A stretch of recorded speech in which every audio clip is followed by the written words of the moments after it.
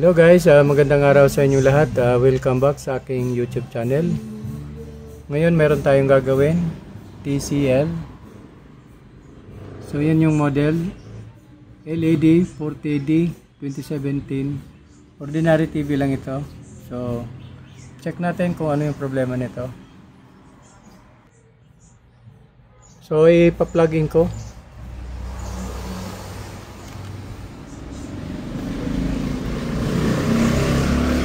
So yun, may standby siya dito. So hindi siya mag-power. Okay, hindi mag-power on. Check natin dito kung meron siyang switch sa meron siya dito sa likod na switch. Switch on natin. So hindi nagbabago, yung standby pa rin siya, oh.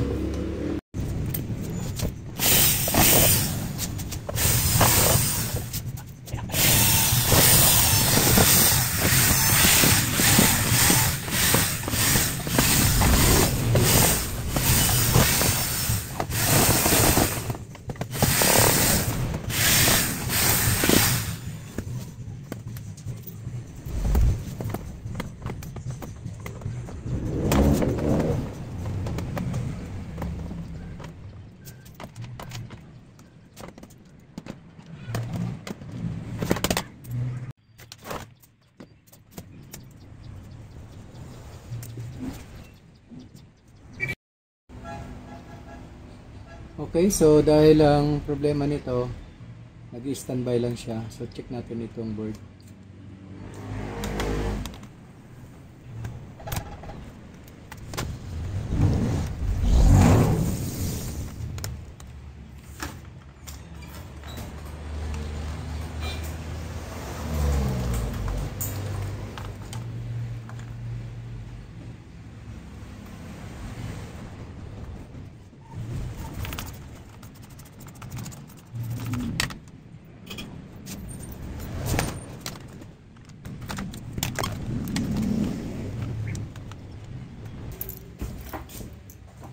Magsukat tayo ng voltahe.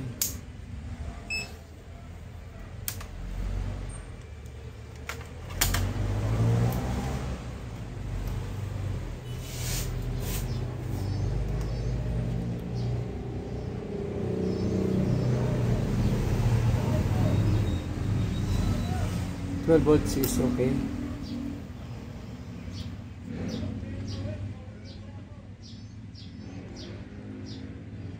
1.5, 3.3, 3.2,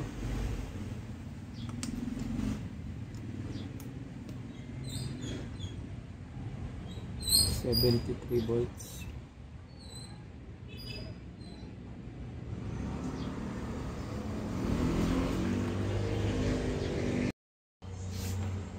Okay, so ito guys, check ulit natin yung voltahe dito sa capacitor na ito. Itong capacitor na ito is 1.8 dapat ito. Pag linagin natin yung kanyang cord, dapat may 1.8 siya.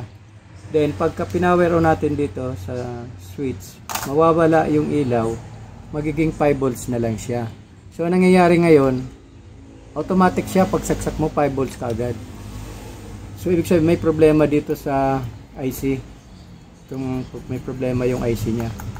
So itatry natin para makita nyo. Okay, so ipa-plug in ko. So okay, naka-plug in na siya. Yun, nag-ilaw siya, oh. So ibig sabihin pagka naka-ilaw siya, dapat 1.8 yan. Try natin. Kung mapansin natin, ang mariread natin is 5 volts na agad. So hindi natin mapapower on yan hanggat naka 5 volts siya. Kailangan 1.8 yan. Okay. So kaya hindi siya mag-power on. Kaso wala tayong pamalit na IC.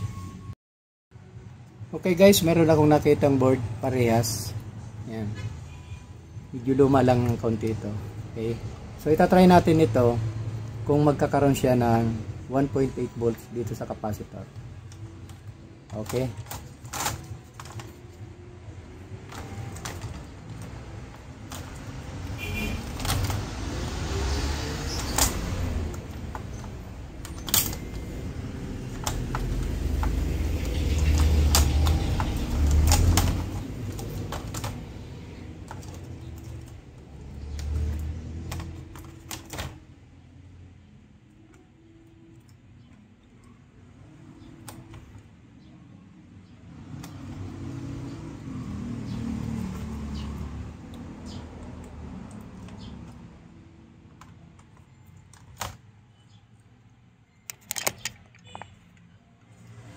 Okay, so tatry natin guys. Pa-plug in natin.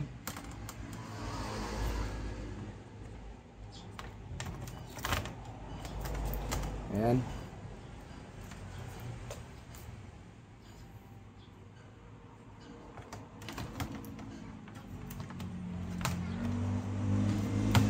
Okay, so ipa-plug in ko. Tingnan natin ang iilaw dito sa standby. Okay, plug in.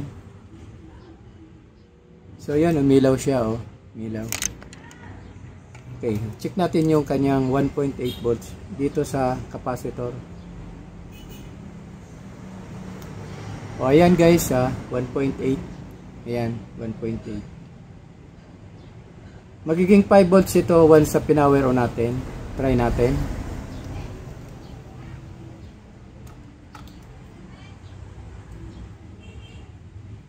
.78. Try natin ay power on. Lalabas yung okay, lumabas na yung 5 volts. Nawala na yung ilaw. Yan. So, check na natin guys kung mayroon na siyang supply sa LVDS. Ayan, mayroon na siyang 12 volts oh.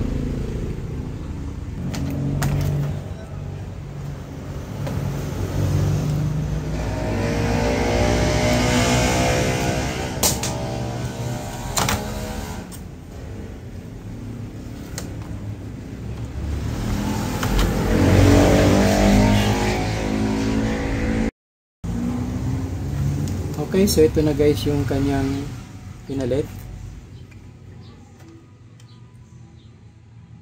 Tatry natin to kung normal ang kanyang display.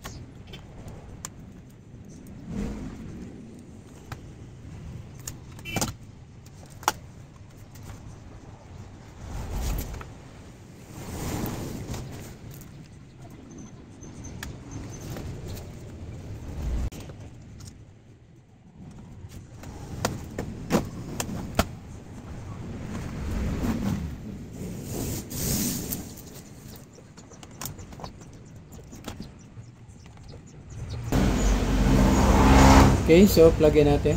Ayan.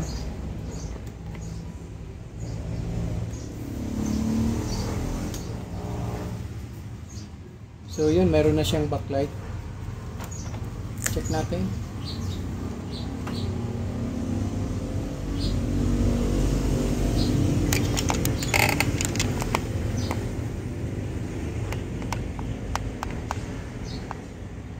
Oy, may problema siya oh.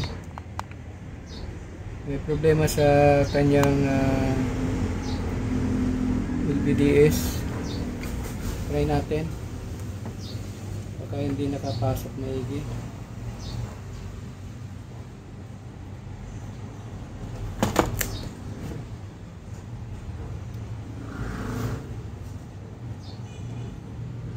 Okay, so may problema siya sa may power na siya, kaya lang may problema siya sa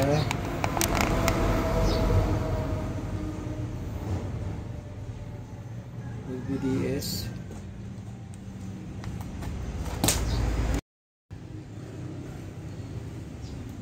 Okay guys, inayos ko lang yung kanyang LVDS at maluwag pala dito yung kanyang ribbon, so inayos ko lang siya. Ngayon tatry na natin guys, kasi kanina abnormal yung kanyang display. Itatry natin.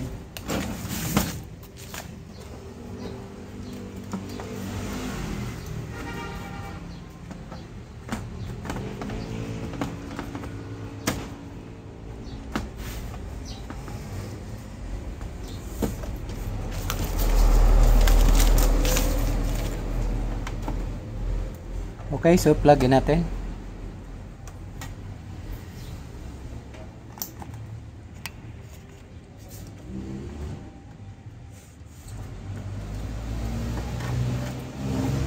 So, yun, bali naka-standby pa lang ito guys. Naka-ilaw pa lang siya. So, power on natin.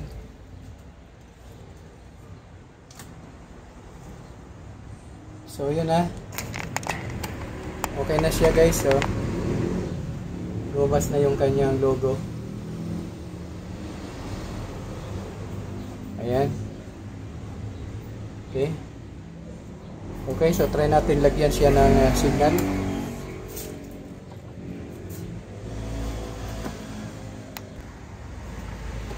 Okay, so yan, may signal na siya.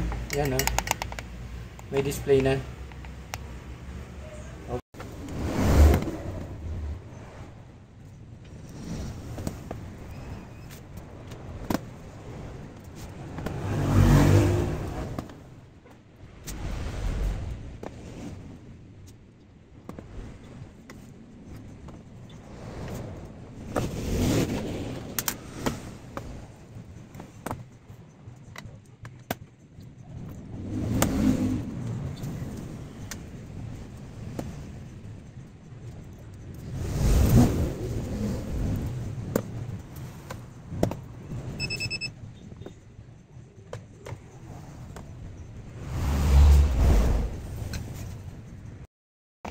Okay, so ito na guys yung unit, nagawa na natin. So, nagpalit lang tayo ng board kasi sira yung kanyang IC. Okay, so thank you guys for watching. Please subscribe to my channel. Thank you. God bless. Bye-bye.